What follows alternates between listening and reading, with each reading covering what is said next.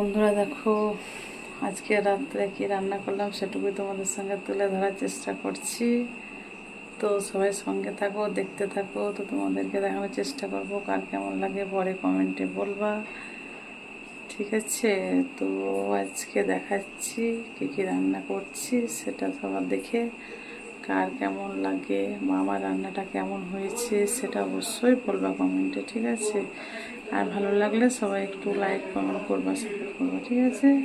ওকে, by. বিম এগুলো কেটে রেখেছি, ক্যাপসিকামটা আছে এখনো কাটতে আছে। দেখো গাজর কেটেছি। তো এখানে চাল আছে, চালগুলো কি বুঝতে পারছো কি চাল? কড়াইতে তো তেল দেওয়া বসানো আছে, কড়াইতে ঘি দিলাম। দেখো ঘিটা গরম হয়ে গেছে, কড়াইতে দিয়ে দিলাম। গাজরটা দেখো লাল লাল ভাজা হয়ে এসছে।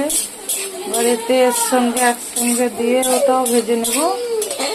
দেখো একসঙ্গে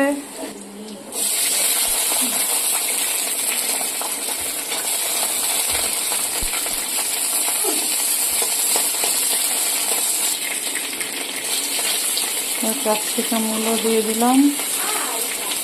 সব দেওয়া কমপ্লিট হয়ে গেল। এবার সবগুলোই নেড়ে চেড়ে একটু ঢাকা, এটা ভাজা হয়ে গেছে। এবার তুলে নিয়ে রেখে দিচ্ছি, দিয়ে দেবো।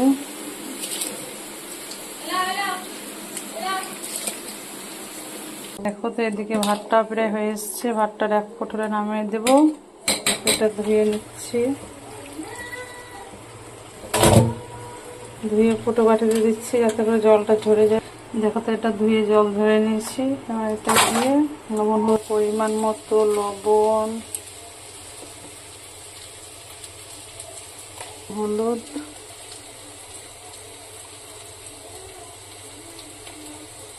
এবার অ্যাড করে দেবো দেখো জিরে গুঁড়ো, অল্প একটু সরষের তেল,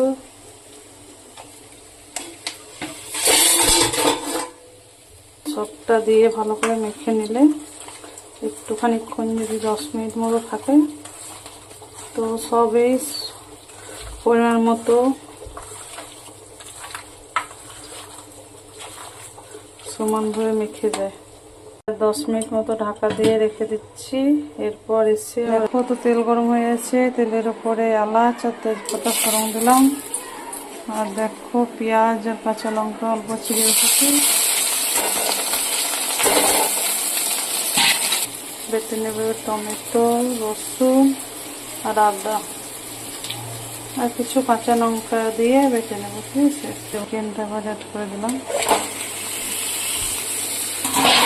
চিকেনটা দেওয়ার পর এক পাক নাড়াচাড়া করার পর তারপর তখন সব মশলা দেবো, ঠিক আছে?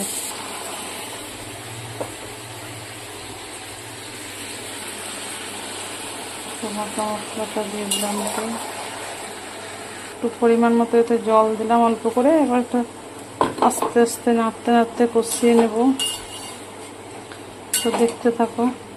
আজকে রাত্রে রান্না তো হয়ে গেছে। দেখো ফ্রাইড রাইস হয়ে গেছে। দেখো দেশি মুরগির ঝোলটাও রেডি, কত সুন্দর কালার হয়েছে।